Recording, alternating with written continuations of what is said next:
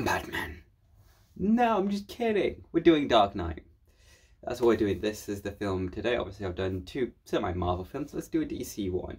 Night. And what better way to start off with probably still the best DC film of all time, The Dark Knight.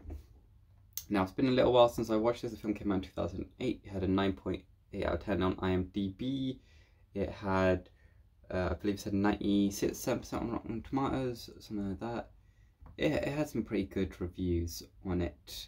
So I'm going to go over it with you and just explain why I love this film. 94% on Rotten Tomatoes and 4.7 out of 5 on Amazon as well. So here's what I'm going to explain to you on this film. I'll try and give you as much detail as I can as to what I remember, because I don't think this is on any streaming platform right now. I think you probably have to rent it or buy it if you want to watch this film right now. But here's what I'm going to say to you. This was probably the best superhero film for a very long time. Like, this film could not be topped. There was so many good films that came out, so many good hero films. Could not be topped by this film. Like, first Avengers, second Avengers, other good films like Spider-Man, Iron Man came out, Captain America Civil War, so many good films came out, could not top this film.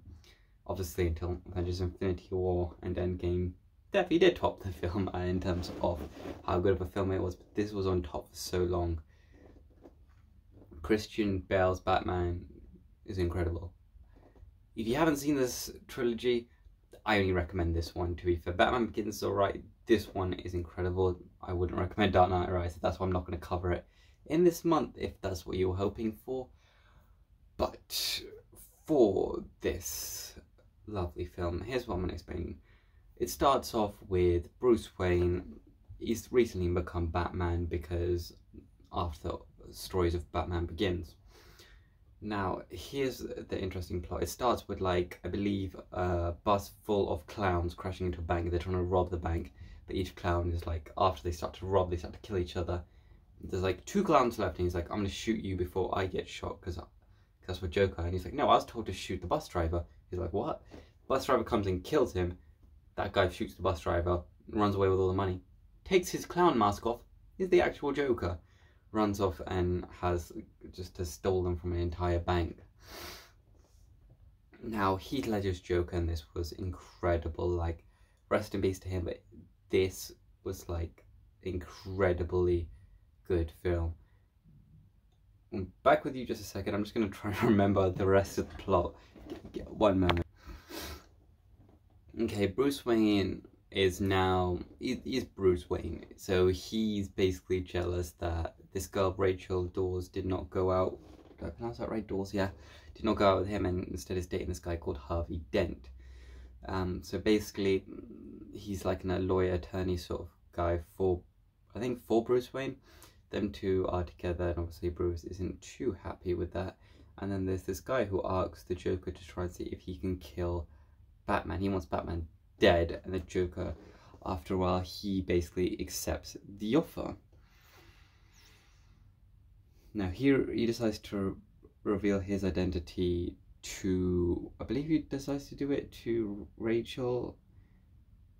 But he was going to announce it, but then Harvey Dent says he's Batman. He announces it because the Joker, I believe, said he's going to like crash everything if I don't know who Batman is. So Harvey Dent announces that he's Batman, and Rachel's trying to basically save him and say to Bruce, no, you have to admit that you're Batman. Eventually, the Joker, he steals Rachel and steals Harvey. He puts them both in a room because he eventually gets caught and locked up. Batman goes to his jail cell. Joker's sat like this, all like thingy. He's punching him, he's attacking him. He's like, where are they? He's like, you'll never find them. He gives him 2 locations. He says Rachel is in this location, and then Harvey is in the other. Batman says, I'm going after Rachel. He goes to that location that Joker said, that's the one where Harvey was in. And eventually, because they couldn't get to Rachel in time, she explodes and dies, and Harvey burns his face off with oil, so like half of his face is disfigured.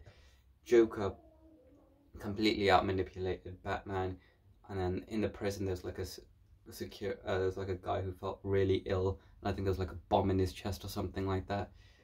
The exposed Joker manages to escape the prison cell once all the police have gone to go get those guys. The Joker eventually sees Batman again, and he says he's planted a bomb in both those ferries, and he says to either one of them, either you blow each other up, whoever does it first, or I'm gonna blow you both up. And eventually the prison people and the normal people, neither of them could blow each other up. They didn't have the morals to blow each other up. And Joker's so confused, and Batman's saying like what happened. There's like another great scene where I think eventually the Joker sees Harvey in the hospital, and he's like so mad, and Harvey's face is completely like half disfigured, like you can see skull, and that makes him become Two-Face. He flips a coin. He said, heads you live, tails you die. It's a gun to his head. Joker gives him the gun to his head. I'm guessing his head because Joker walked out and that whole hospital exploded. Eventually Harvey sees Batman again. He wants to kill him, or I think he's stolen someone. He wants to kill him again. Batman tries to convince him out of it. He can't. So eventually he just has to kill Harvey to that point as well. And I think Joker did escape in this one. I can't remember how. I don't think Joker died. Vice and Harvey did die, but I don't think Joker died. And then Chief Gordon, he's holding his daughter or a little girl. I can't remember if it's his daughter or not. He basically said to him, Batman, why? She's like, why is Batman running? He's like, because Batman's a hero that Gotham needs, but not the one it deserves. In a better way than I've done it, but that's the general gist of how he talks about the Batman. Honestly, I need to watch this film again when I get another chance, but it is an incredible film. Like, honestly, until Infinity War Endgame came out, this was the best superhero film of all time. It's still up there. Like, after those two films, I still consider this probably the best one. Like, this is what made me a huge Batman fan, huge Joker fan. Like, it was incredible to watch, especially when it came out in 2008 as well, and it still holds up very well. This is a 9 stars, like 9.2 stars out of 10 for me. This film is incredible. Like, I can't stress how much I love this film.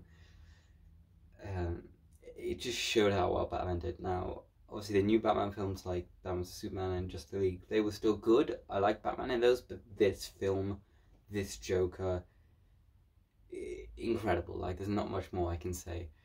So hopefully you enjoyed this film review for Hero Month, and we will see you again soon. Alright then, bye.